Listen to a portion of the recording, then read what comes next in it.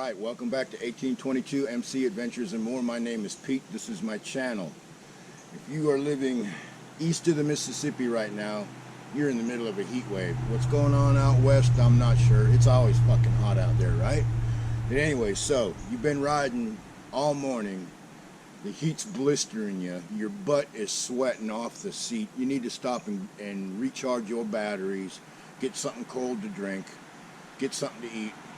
It's 103 out today with the heat index. So what do? Do you go into a restaurant that's probably 75 degrees, which is almost 30 degrees cooler than what you're dealing with all morning, and then go in there and possibly have some little minimum wage shit stick behind the counter take a look at you and assume because you're old and ride a motorcycle that you're a fucking racist, so you get a shit sandwich? Or do you have to deal with the snotty little fucking waitress with daddy issues?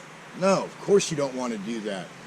Pull over to a shady spot. Right now I'm on the side of the road. This is like a little access road to a farmer's field. I'm pretty sure he's not going to mind that I'm eating lunch today.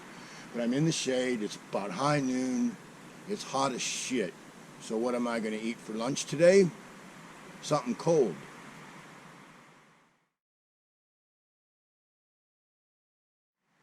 Because when it's like this, it's just too hot to crank up a stove and make a hot lunch. So we're going to make a cold lunch today.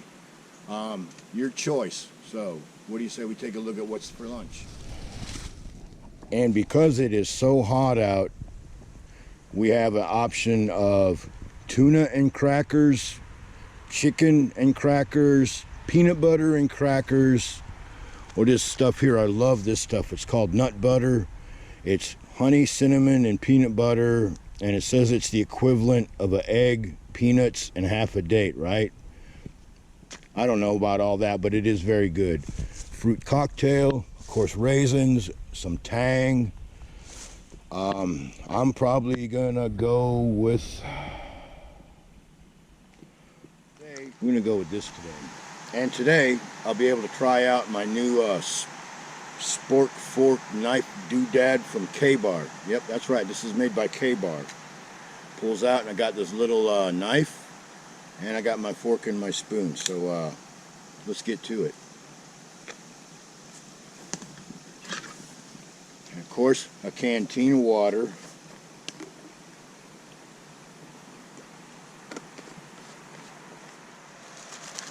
And of course, Ritz. Saltines or Ritz. That's what I like. Keep it simple, right? Ew, boy, this stuff's hot already. What a fucking mess. This stuff's running all over the place, so I guess I'm kind of going to be owning it.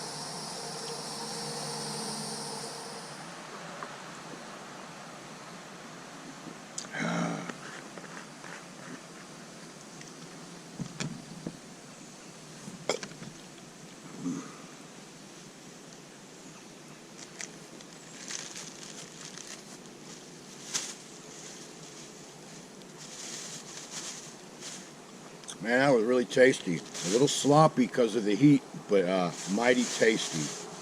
So I'm not eating the chicken. Throw this away too. Don't forget, pick up your trash. I'm not going to eat the tuna. Save the crackers for later. I'm going to save the peanut butter for later. Probably we'll eat the raisins later. Nothing like a little quick pick-me-up. Of course, I got some Tang here, but I may mix that up. But I'm definitely going to be busting open the fruit cocktail. I would like to bring something to everyone's attention out there. I hear a lot of people talking smack about all this corona corruption bullshit is Trump's fault. Well, I don't think that the corona corruption bullshit is any more Trump's fault than Ebola was Obama's fault. And as far as that goes, I don't think that SARS was Bush's fault. Shit just happens. And back in the early 90s, there was a huge herpes outbreak. Now, I do know that Clinton had something to do with that. We're still trying to track down the exact numbers. But yeah, in the early 90s, the herpes outbreak, that Clinton had a lot to do with that. But as far as these other viruses and diseases that have come out of nowhere, none of these presidents, that has been their fault.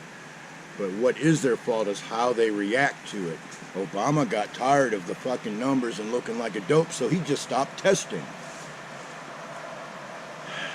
And got a fucking free pass from the press. Trump's doing all he can, despite half the Republicans hate him and all of the Democrats hate him. The only people that love him are true American patriots. He's doing so much shit. Most of you people, if you're not paying attention, you don't know what he's doing. If you listen to the cable news, you think he's a fucking doofus. But if you do some research, get online, not social media, get to some fucking websites that are reliable and read to the things that Trump and his small band of fucking bandits have been doing to the American politician. I mean, they're proving him to be fucking useless. Every time he says something crazy, they come out of the woodwork. He gets them to show their true colors. I mean, we never knew how many fucking shitbag communists were in our government until Trump started trolling them. Every time he says something patriotic or something a little not quite so presidential, fuck all this stupid shit. We're not going to go down there today.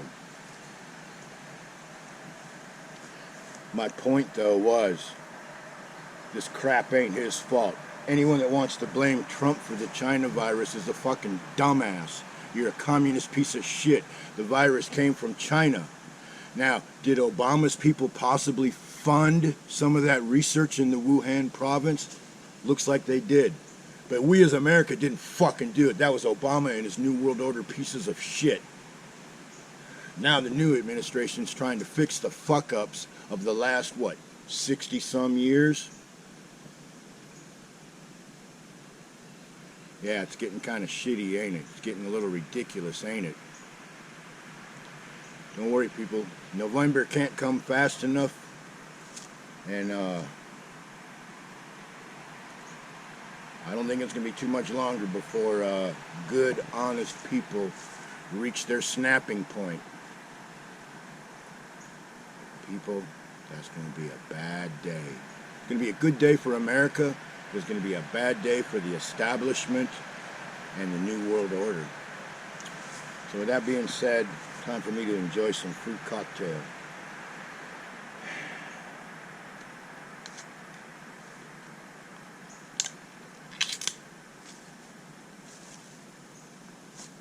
And I'm definitely a sipper.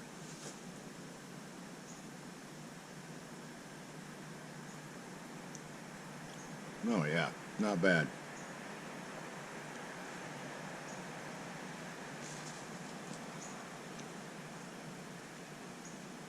It's not a big bodacious soup spoon, but it looks like it'll work pretty good. I'll give it a 10. Made in America, and it's a KaBar.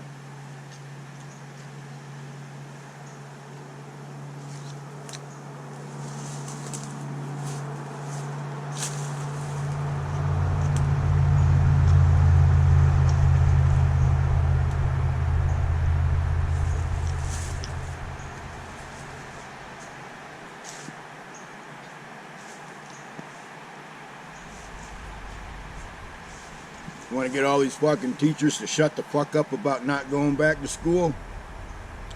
Tell them if they're only going to do online bullshit because they're not actually in a classroom putting up with fucking monsters, they should only get half their pay. They're sitting at home and they're just doing shit online. Hey, that doesn't sound like a lot of work to me. I say half pay. Put the kids back in school, start teaching them something, or take a huge cut in pay. You don't like that? Get the fuck out of the business, right? You ain't teaching these kids shit anyways. Teaching them how to be douchebags. Teaching them how to be little fucking whiny crybabies. And now, I couldn't believe it when I heard this shit. I guess out there in Chaz or wherever out there in fucking Washington State, the protesters are starting to get the shitty end of the stick. So what happens?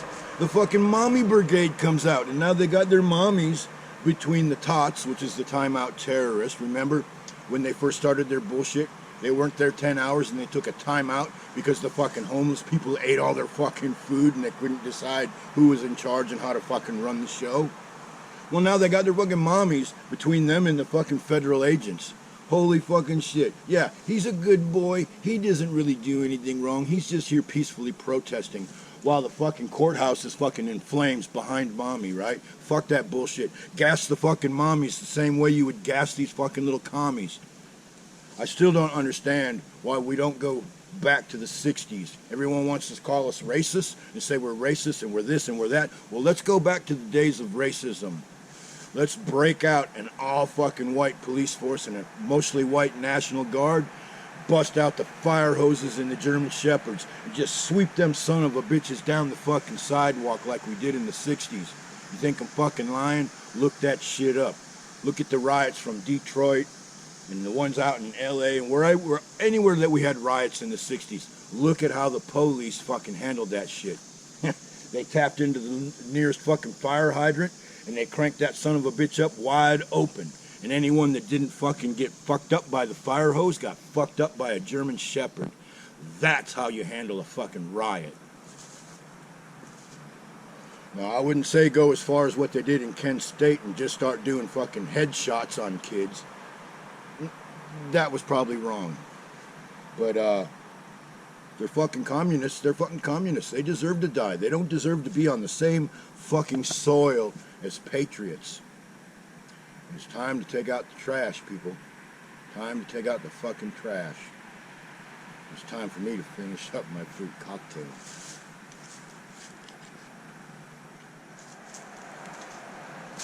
But yeah, after sitting on the bike for several hours, it feels good to stand up in the shade. There ain't no breeze here right now, but I am standing in the shade. I don't have the heat off the motorcycle, the heat off the asphalt, and the heat from the sun. So it actually feels pretty good right now in the shade. That's the one thing about summertime that really stinks is daytime traveling. Really gets hot out there. And because of animals like deer, bears, possums, armadillos, raccoons, foxes, stray dogs, loose dogs, all that stuff, I don't like to ride at night. Because you can come around the curve and there can be a big old animal. I remember one time I was taking a shortcut and I was beating feet because I was late. And I come around this corner and it was about, 2 in the morning.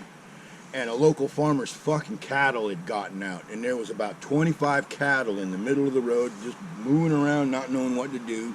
And I come around that corner and how the hell I didn't hit one, I don't know. But I came around the curve and the next thing you know, I'm revving up my motor, I'm hitting the brakes, I'm revving my motor and I'm screaming and I'm trying to weave in and out of freaking wild fucking cows.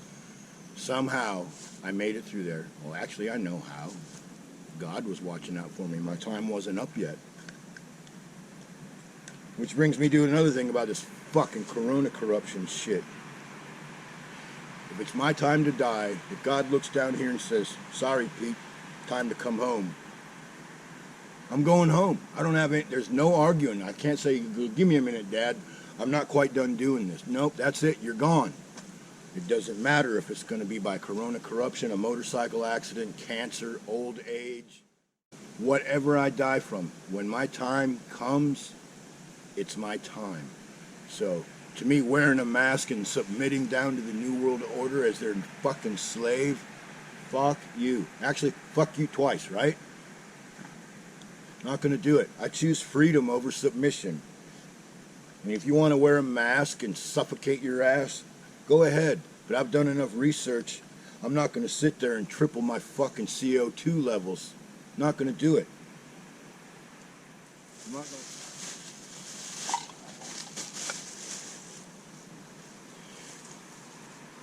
Now that was refreshing. So yeah, American-made KaBar knife, spoon, fork combination. I'll give it a 10. How good is this knife? Well, I could probably poke someone in the fucking eye with it if I had to, but it'll certainly cut up anything I want to eat. So with that being said, it's about time to pack up and get on out of here. And of course, what do I have here? I have my garbage. And because I don't think anyone's ever eaten lunch here before, there is no garbage here. So I don't have to pick up somebody else's stuff. That's nice.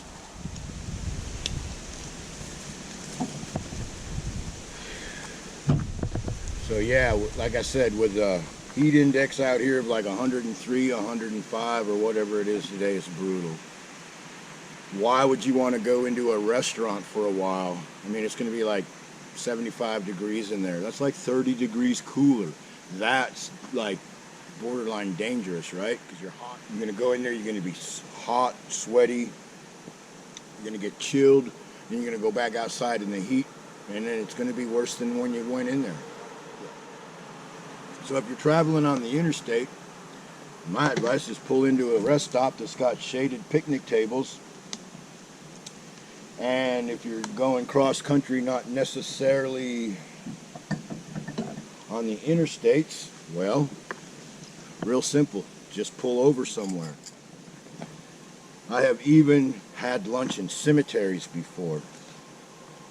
Yeah, I was in Iowa, and I was traveling the back roads, and you know, when you're traveling back roads, kind of hard to find a bathroom sometimes. And I'm going down the road, and all of a sudden I see an American flag, and I see it's a cemetery, and then I get a little closer and I see that they had an outhouse out there and a picnic table.